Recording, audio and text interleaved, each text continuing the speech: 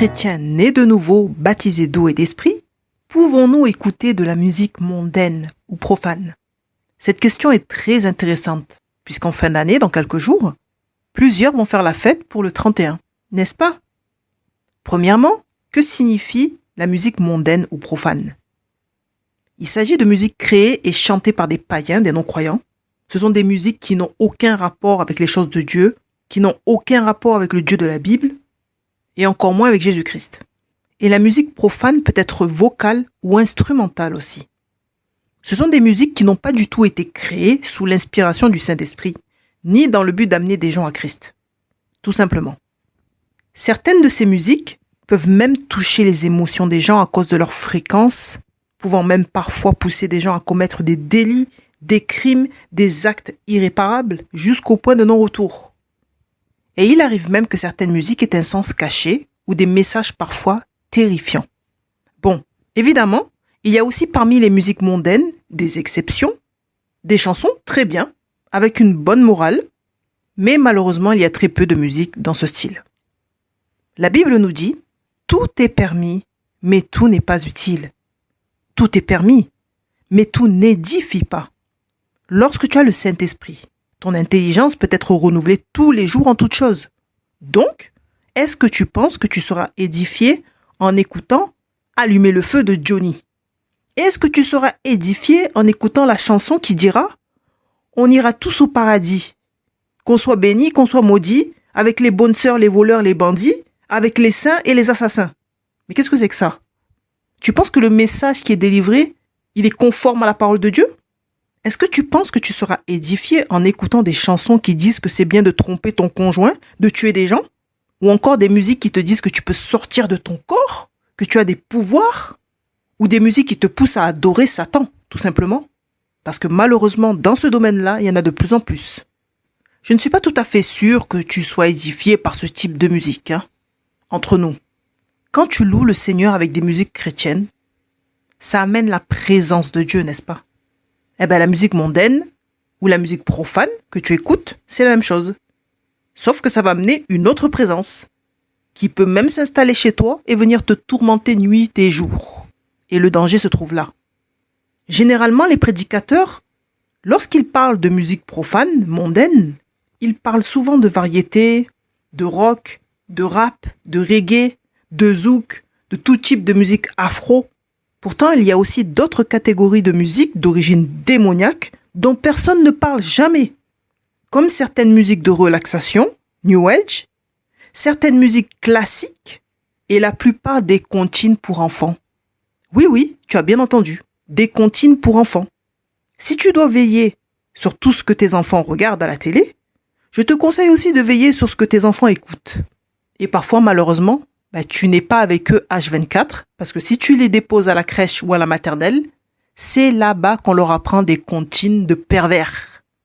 Oui, tu as bien entendu, des comptines de pervers. Tu veux un exemple?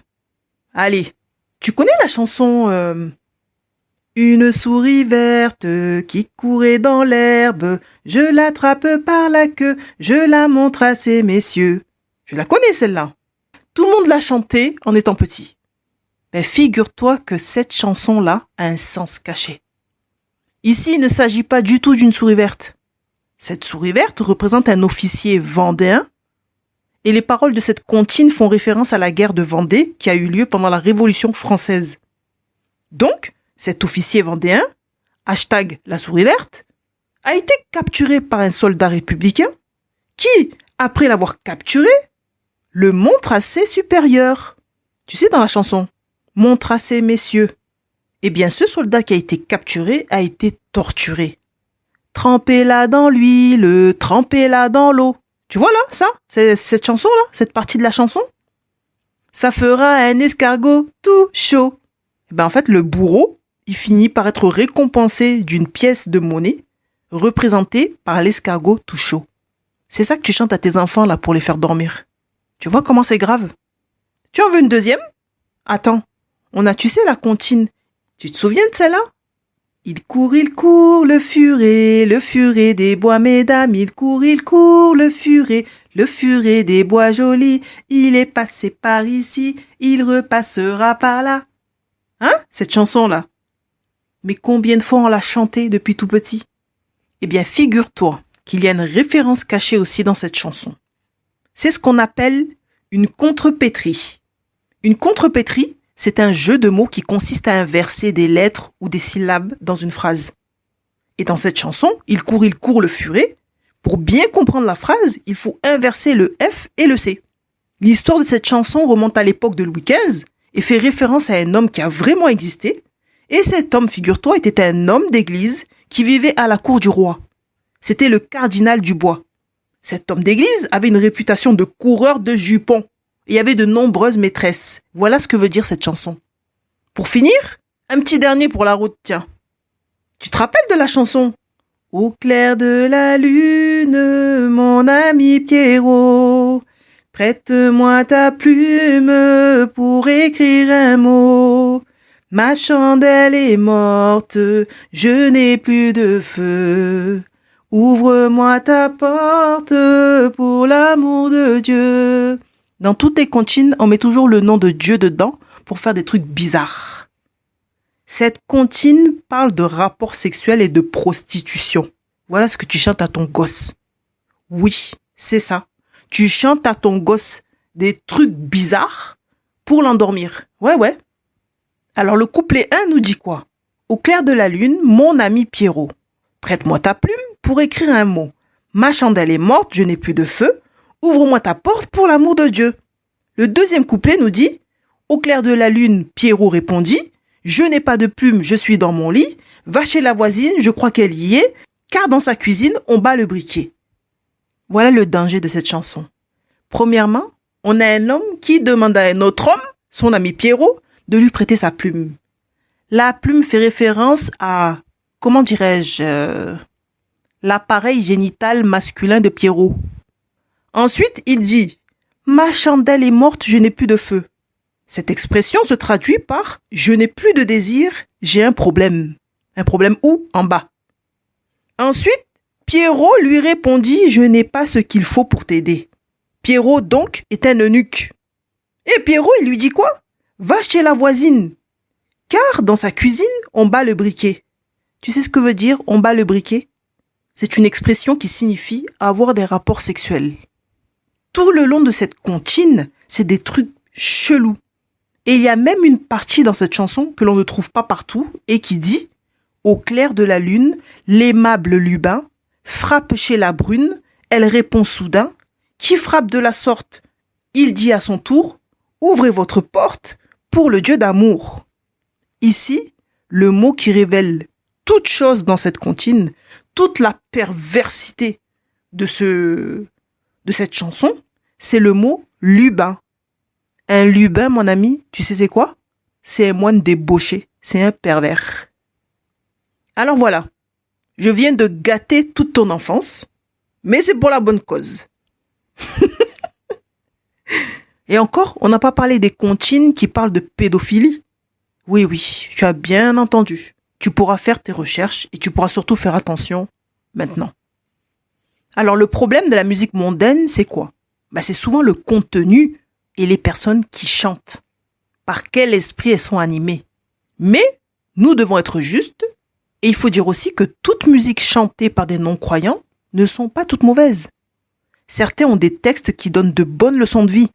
Et malheureusement, c'est parfois plus plaisant d'écouter jouer des musiciens du monde qui jouent extrêmement bien quand tu es fan de la musique, plutôt que d'entendre le bruit des musiciens chanter dans ton église qui te fait saigner des oreilles des fois. Vraiment, faut élever le niveau, quoi. Ce qui est triste à dire, c'est qu'il y a de meilleurs musiciens dans le monde que dans l'église. Et ça, ce n'est pas normal. Nous avons besoin de musique chrétienne instrumentale de détente. Pourquoi il n'y a que les New Age qui savent faire ce genre de choses? Nous avons besoin de comptines chrétiennes accessibles aux enfants du monde avec une bonne moralité.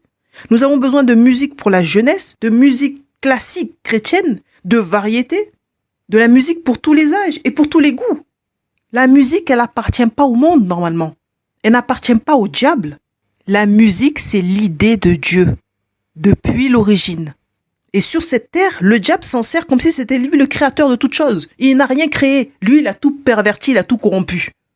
Aujourd'hui, la plupart des chrétiens ont peur de la musique, ont peur de la danse, ont peur de toutes ces choses-là parce qu'ils associent ça directement au monde, directement au diable. Oh, oh, oh, il faut remettre les choses à leur place. C'est Dieu qui a créé le mouvement. C'est Dieu qui a créé la musique. Tout appartient à Dieu. Ça n'appartient pas au diable. Aujourd'hui, le diable se sert des comptines pour pervertir les enfants dès le berceau. Il se sert de l'écriture, des poèmes, des vers, des phrases pour corrompre l'esprit des gens. Où sont les poètes chrétiens? Où sont les conteurs chrétiens? Pourquoi on ne voit jamais des spectacles de marionnettes chrétiens dans les écoles maternelles? Ce sont toujours des païens qui viennent dans les écoles pour faire des spectacles et délivrer des messages parfois bizarres. Chaque année, dans toutes les écoles, on invite des gens pour faire des spectacles, pour amuser les enfants, pour leur faire passer un message. Si la plupart des chrétiens se tournent vers le monde, c'est parce que le peuple de Dieu manque d'intelligence pour entreprendre des choses. Le peuple a peur, mais surtout le peuple manque de connaissances.